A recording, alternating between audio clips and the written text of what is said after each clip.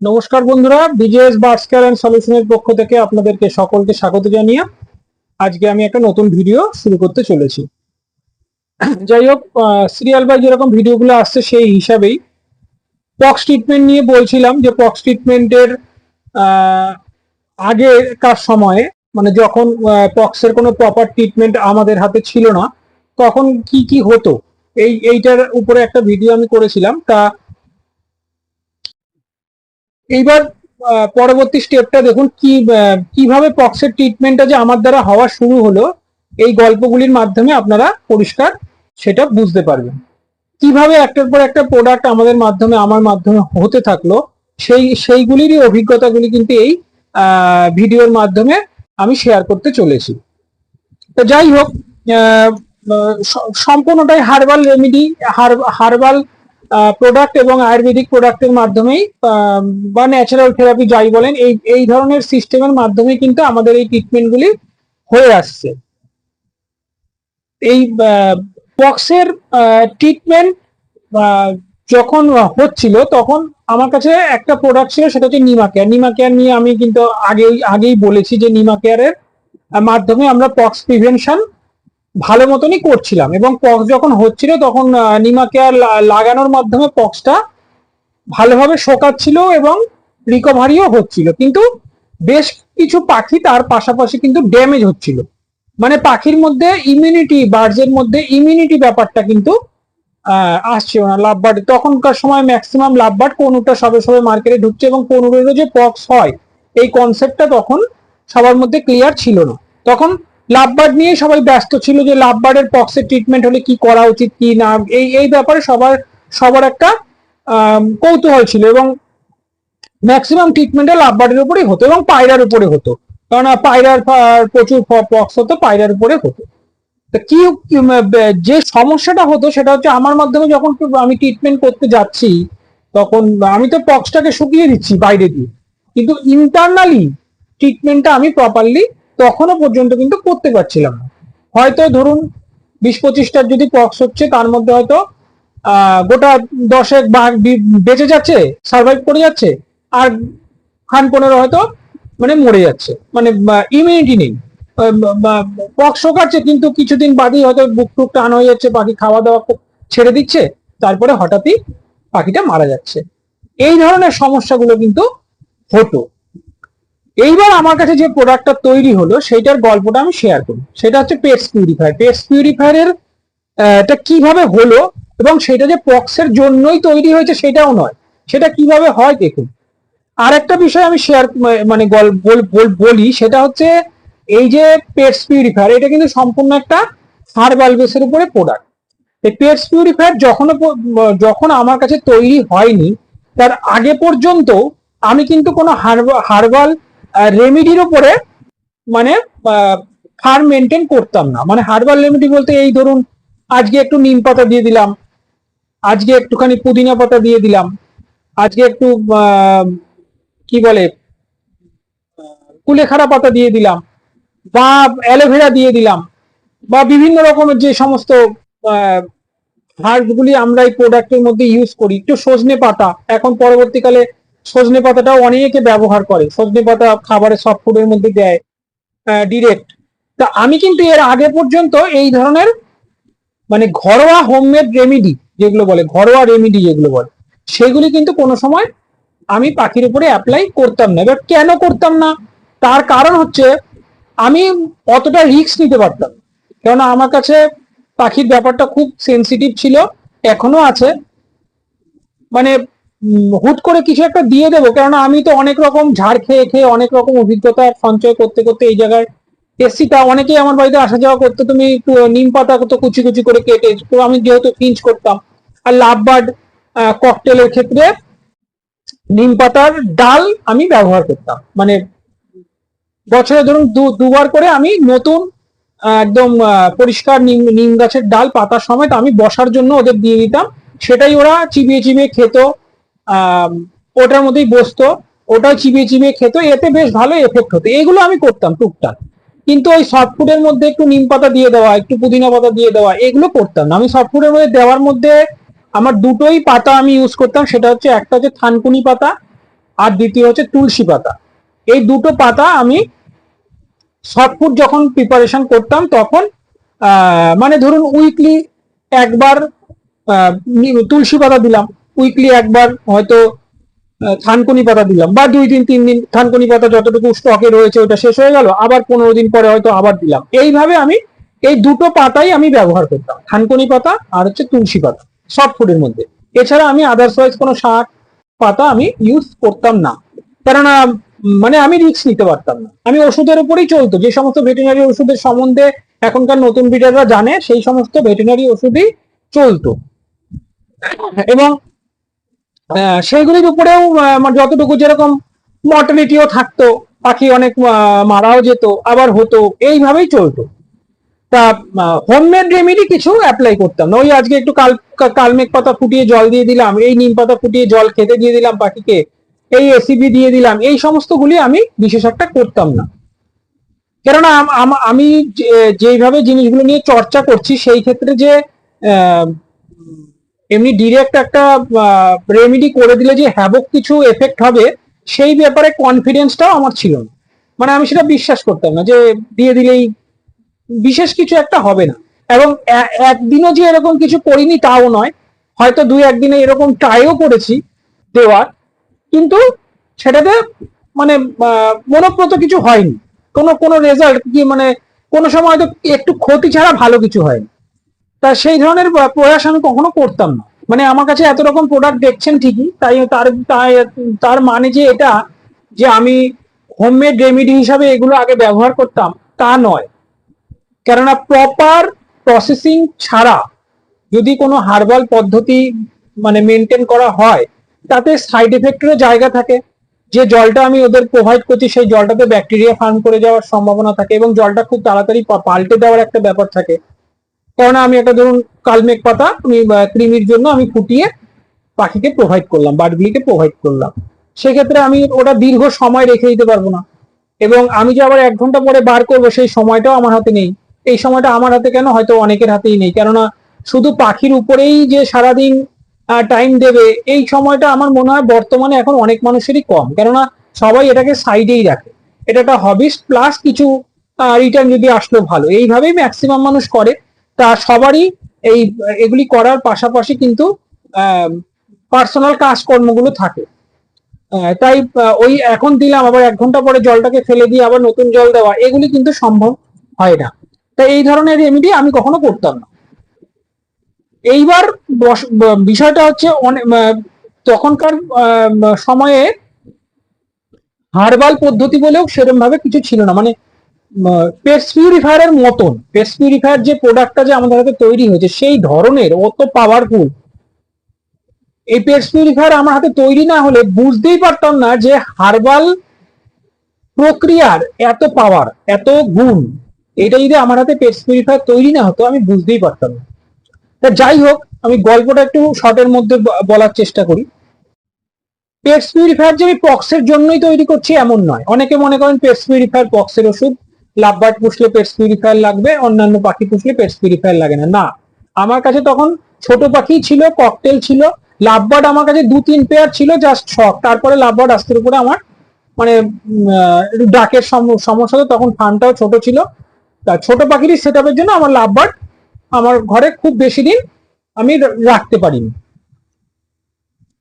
আমার ঘরে ছোট পাখির উপরে এক্সপেরিমেন্ট করে করেই কিন্তু এই প্রোডাক্ট গুলো তৈরি হয়েছে।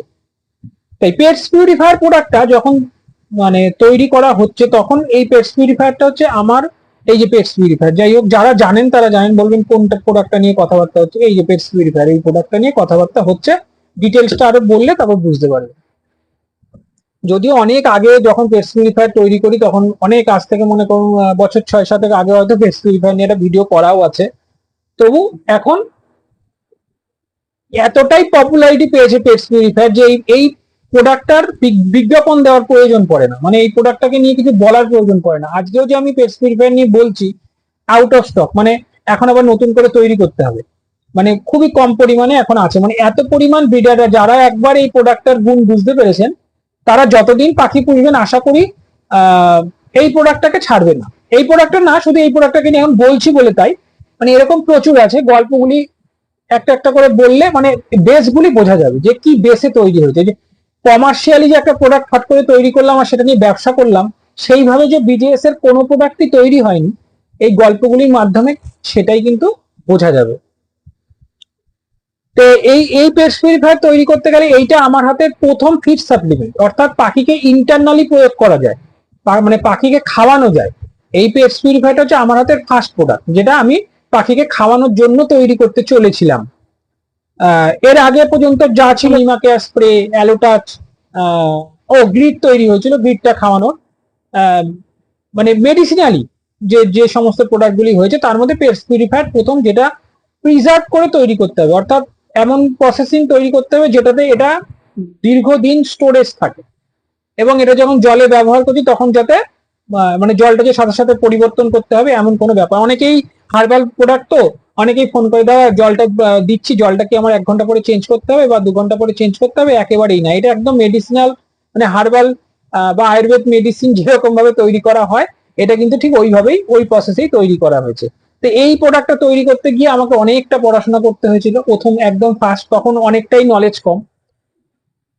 প্রচুর রকমের হার্বস এই প্রোডাক্টের মধ্যে আছে, যতটা সম্ভব হয় আমরা মানে আমাদের ন্যাচারাল থেকে তো নিয়ে নেওয়ার চেষ্টা করি, আর যেগুলি আমরা পাই না সেগুলি আমরা পারচেস করে আমরা এর সাথে মেশাই। অনেক রকমের হার্বস এর মধ্যে রয়েছে, যেগুলো যারা পেস্ট পিউরিফায়ার ব্যবহার করবেন বা করছেন তারা তো এর ইনগ্রেডিয়েন্ট গুলো পড়লেই বুঝতে পারবেন যে কত রকমের হয়। টোটাল 100% ন্যাচারাল প্রোডাক্ট হচ্ছে এই পেস্ট পিউরিফায়ার। এইটা 100% ন্যাচারাল, মানে এর মধ্যে কেমিক্যাল কিচ্ছু নেই, পুরো হার্বস। এই প্রোডাক্টটা তৈরি না করলে বুঝতেই পারতাম না যে হার্বাল প্রোডাক্টের এত পাওয়ার। মানে এটাই আমার বলতে পারেন যে মানে প্রোডাক্ট তৈরি করার ইচ্ছা, মানে আরো নতুন নতুন কাজ করার ইচ্ছা, এইগুলো কিন্তু এই পেস্ট পিউরিফায়ার তৈরি করার পরে আমার মধ্যে আরো মানে আগ্রহটা তৈরি হয়, ইন্সপিরেশন তৈরি হয় যে না, এই প্রোডাক্টটা তৈরি হচ্ছে, এইগুলো এটা এত পাওয়ারফুল ভাবে কাজ করছে, মানে অনেক কিছুই তৈরি করা সম্ভব হবে।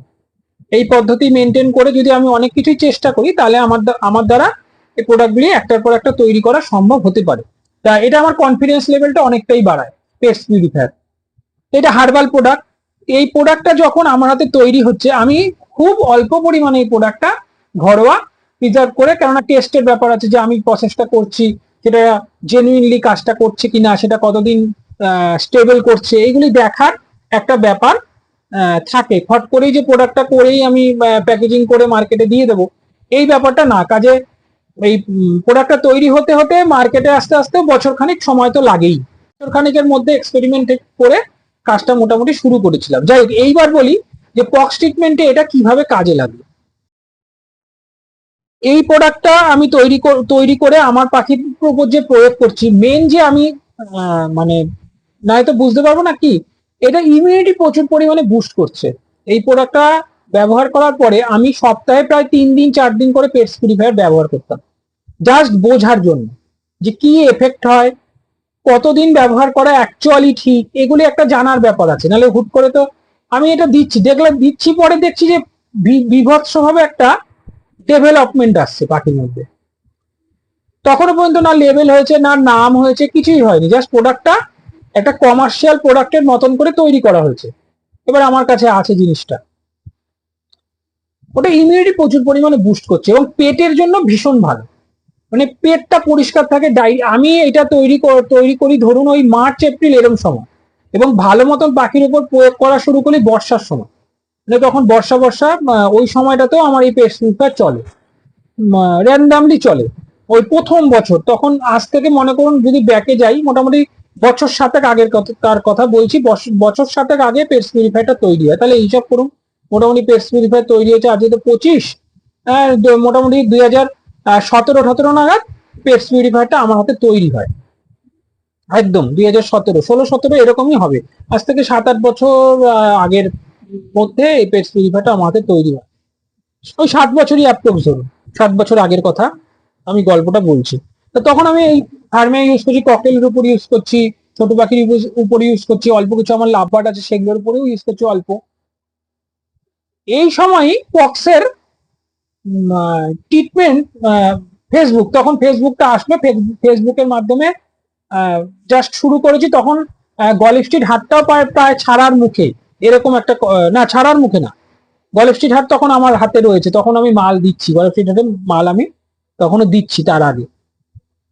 এই সময় আহ, এই পক্সের জন্য একটি ছেলে পোস্ট করে যে এরকম আমার পক্সের এরকম সমস্যা, কোনো সলিউশন থাকলে আমায় আপনাদের হাতে কোনো তখন গ্রুপ গ্রুপ তখন সবে সবে গ্রুপগুলি তৈরি হচ্ছে, ফেসবুক গ্রুপের মাধ্যমে পাখি নিয়ে কালচার করা, এগুলি জাস্ট জাস্ট সবে শুরু হচ্ছে তখন তো, এবং ওষুধ বিষুধ নিয়ে আলোচনা করা, এগুলি জাস্ট তখন শুরু হচ্ছে ফেসবুকের মাধ্যমে। তখন ফেসবুকে এমনি এমনি ছিল, কিন্তু গ্রুপ ব্যাপারটা তখন জাস্ট স্টার্ট হচ্ছে, এরকম একটা কন্ডিশন। গ্রুপে আমিও কিছু কিছু গ্রুপের মেম্বার করলো আমায়, সেখানে আমি তখন ওই ছেলেটিকে বলি, ওর নাম প্রীতম নস্কর।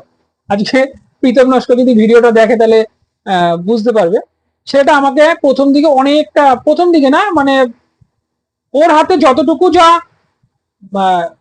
চ্যানেল ছিল সেটাকে আমাকে অনেকটা হেল্প করে এই পক্সের ব্যাপারটাকে প্রচার করার জন্য। কেননা ওর ফার্মে আমি প্রথম, ফার্ম কি তখন শখে করে লুটিনো কিছু লাভবার্ড পক্স হয়, তা আমি বলি আমার কাছে ট্রিটমেন্ট আছে, তুমি আসতে পারো। তখন আমার পাউডারটা নিয়ে মোটামুটি আমার একটা মানে ফেস ভ্যালু বা আমাকে একটা ছোট পরিচিতি তৈরি হয়েছে, যে নিম পাউডার, একটু নিমা কেয়ার আর ওই অ্যান্টিমাইক্স পাউডার, এটার একটা, এটা যে আমাদের প্রোডাক্ট সেটা নিয়ে মোটামুটি লোকে কিছু কিছু লোক আমার জানে, ফেসবুকে জানে।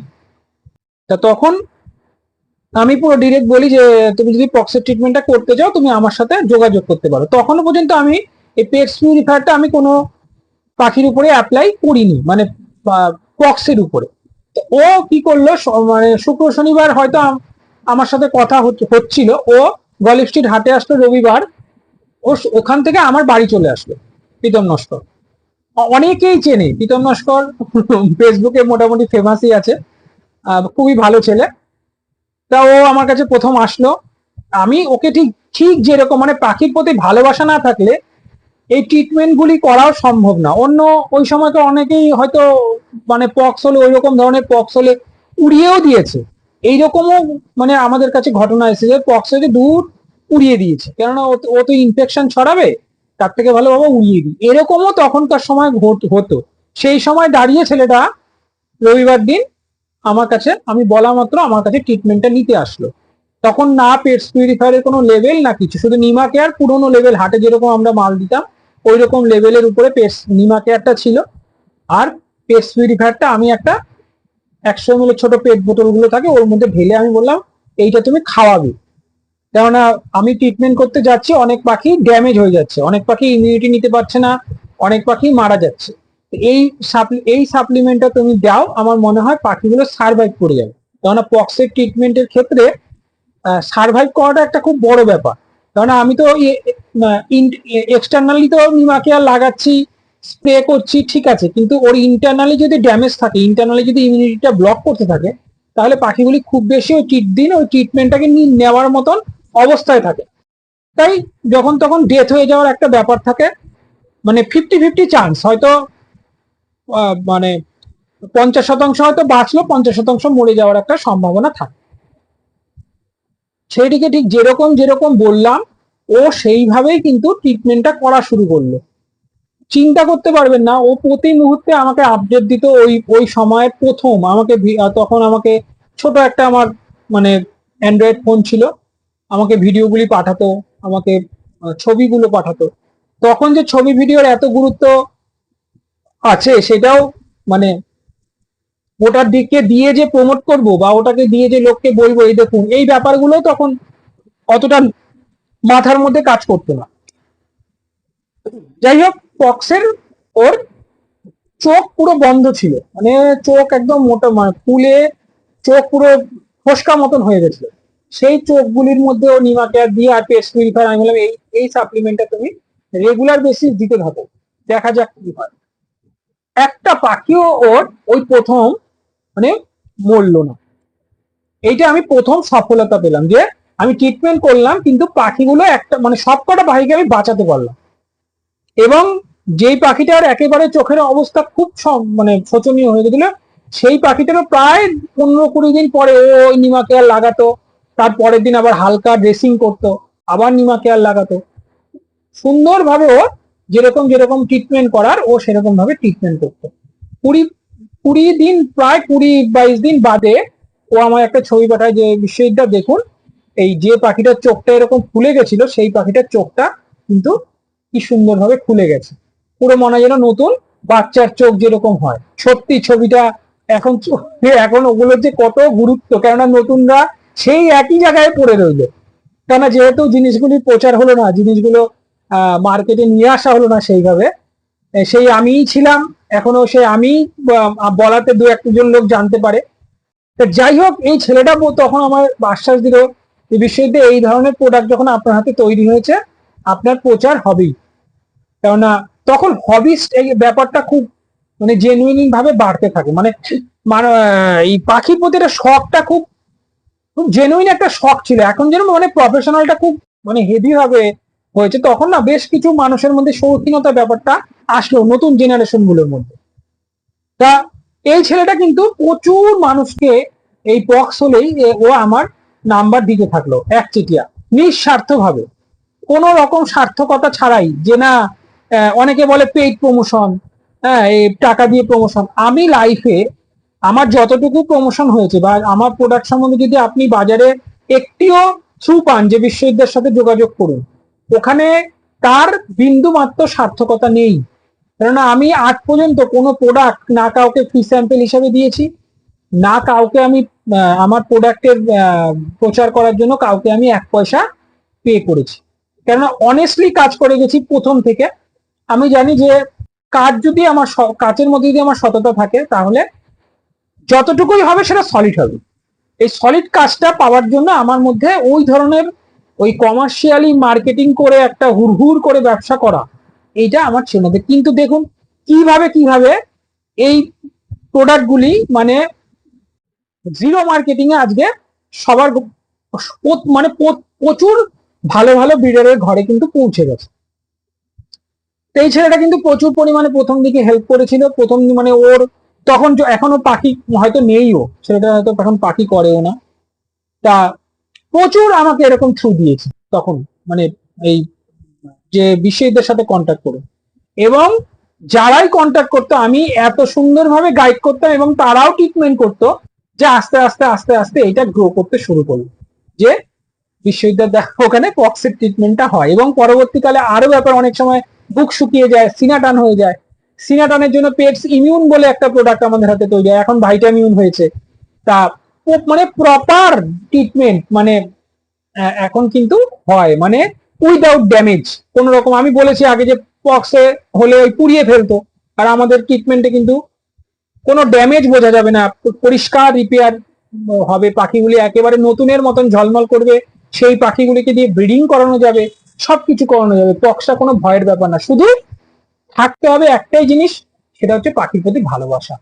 ব্যবসা ভিত্তিক মানসিকতা থাকলে পক্সের ট্রিটমেন্ট করাটা অসম্ভব বললেই চলে, কেননা এগুলি ধরে ধরে ট্রিটমেন্ট করতে হয়, পাখিগুলোকে ওষুধটা ঠিক মতন খাওয়াতে হয়, লাগাতে হয়, হালকা ড্রেসিং করতে হয়, এই যে টাইমটা, তা এই টাইমটা বাঁচাতে গেলে কিন্তু প্রিকোয়েশনও আছে। পরবর্তীকালে যখন লোকে বুঝলো যে পক্সের প্রিকোয়েশনও কিন্তু পেটস পিউরিফায়ার ব্যাপক কাজ করে, পেটস পিউরিফায়ার দিলে কিন্তু পক্স হবার সম্ভাবনা একেবারে থাকে না, একেবারে থাকে না। পরবর্তীকালে কিন্তু এটা সবাই বুঝলো, যারা লাভবার্ড করে, যারা এই ব্যাপারটা সম্বন্ধে জানে, তারা পরবর্তীকালে কোনুরেও কিন্তু পক্স হয়, অনেকে জানতোই না যে কোনুরেও পক্স হয়, এখন কিন্তু কোনুরেও প্রচুর পক্স হয়। আর যদিও লাভবার্ড রাখলে তবেই ছড়ায়, মানে লাভবার্ড থেকেই জিনিসটা অ্যাকচুয়ালি কোনুরে স্প্রেড করে যায়, কোনুর যে ক্যারি করে তা না, মানে কোনুর যে ক্যারি করছে সেটা নয়, হয়তো কারোর 10 জোড়া লাভবার্ড আছে, তার পাশাপাশি কোনুরও আছে, লাভবার্ডের পক্স হয়েছে, সেখান থেকে ফট করে ছড়িয়ে গিয়ে কোনুরও এফেক্ট করে।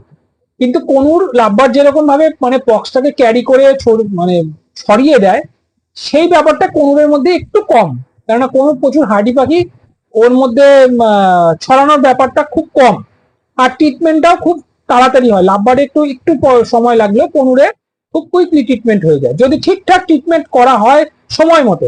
এবার যদি কেউ উল্টো পাল্টা যা খুশি তাই করছে, ওষুধ বিশুধ যা যে যা বলছে করছে, সে করে করে তো পাখির এমনি অর্ধেক 12টা বাজিয়ে দেবে, তারপরে যদি আমাদের কাছে আসতো সেক্ষেত্রে রিস্ক হয়ে যায়। কিন্তু যদি আমার হাতেই ব্যাপারটা থাকে, তাহলে কোনুরের পক্স হলে ট্রিটমেন্ট করা মানে খুবই ম্যাজিকের মতন কাজ করে, খুব তাড়াতাড়ি হয়ে যায়। লাভবার্ডে একটু টাইম লাগে। তো যাই হোক, এইভাবে কিন্তু আমার এই পক্সের ট্রিটমেন্টে এইভাবে আমার প্রচার হতে থাকে। তা যাই হোক, এটা নিয়ে অনেক আশা ছিল। হ্যাঁ, পরের ভিডিওতে বলবো। অনেক কিছু স্বপ্ন ছিল, আশা ছিল যে এত সুন্দর একটা জিনিস আমার এখানে হয়েছে, এটা নিয়ে মনে হয় অনেক কিছু হবে, অনেক কিছু এক্সপেকটেশন ছিল। কিন্তু আহ, মানে আমি বোকা আর কি, সেগুলি ভাবাটাই বোকামো ছাড়া আর কিছুই না। এগুলি হয় না, কেননা খুব ভালো কাজ করলে বা খুব অনেস্টলি কাজ করলে এই আশাগুলি করাটা খুব, অন্তত এই ফিল্ডে তো আরোই বিপদ। কেননা সেটা সবাই বুঝতেই পারছেন কি বলতে চাইছি। কেননা অনেকেই বলেন যে ভিডিও ভিডিও না করাই ভালো, যতটুকু জানে লোকে ততটুকুই ভালো। অনেকেই আমাকে এইভাবে বলে, অনেকেই বলে যে বিশ্বজিৎ দা আপনার প্রোডাক্ট গুলো তো খুবই ইয়ে, এগুলো নিয়ে অত ভিডিও বা কালচার না করলেই ভালো, আপনার যতটুকু প্রচার আছে ওইটাই যথেষ্ট। কিন্তু এটা ভুল। কেননা যে যে কন্ডিশনে আছে বা সে বুঝতে পারছে যে কি হতে যাই, ভবিষ্যতে কি হচ্ছে বা কি হতে পারে। প্রচারের অবশ্যই প্রয়োজন আছে। যদি সেই সময় এই প্রীতম নস্কর ছেলেটি পক্সের ট্রিটমেন্টটা পাওয়ার পর ও যদি মানে জিনিসটা চেপে যেত, ও যদি কাউকে না বলতো যে এইখানে এই পক্সের ট্রিটমেন্টটা হয়, তাহলে কিন্তু এই জিনিসটা মানে আজকে গোপন ভাবে হোক এবং ওপেন ভাবে হোক, যেভাবেই হোক পক্স হলে কিছু না কিছু থ্রু হলেও পেশেন্টটা সেই আমার কাছেই আসে। যদি ঠিকঠাক জায়গা মতন সে গিয়ে মানে তার প্রবলেমটা ফেস বলে যে আমার এই সমস্যা আমি কি করব, সবাই কিন্তু একেবারে আমার কাছেই পাঠিয়ে দেবে। সেটা গোপন ভাবেই হোক আর ওপেন ভাবেই হোক, আমার কাছে আসে। এবার যদি জায়গা মতন পৌঁছতে না পারে, খুবই নবীন হয়, খুবই ইসে হয়, তাহলে সে জানতে পারবে না। এই জন্যই ভিডিওগুলো করা, যাতে নতুন নতুন ছেলেগুলি আশা করে তাদের পাখিটা যদি একটু ভালো থাকে, এই জন্য ভিডিওগুলোকে একটু শেয়ার করা। এই ছেলেটি শেয়ার করলো এবং এর থেকে আরো অনেকে যারা উপকৃত হলো, ওই সময় অনেকেই তারপরে থেকে স্প্রেড করা শুরু করলো, শেয়ার করা শুরু করলো। এবং আমারও বিভিন্ন রকম প্রোডাক্ট নিয়ে কাজ করার ইন্টারেস্টটা আস্তে আস্তে তৈরি হলে এগুলোই গল্পগুলো আগের দিকে বাড়বে আরো। আরো এরপরে কি হলো এই শর্ট করে একটুখানি বলার চেষ্টা করব। সঙ্গে থাকুন, ভালো থাকুন। আজকের মতন ভিডিওটা এখানেই শুভরাত্রি। নমস্কার, ভালো থাকবেন।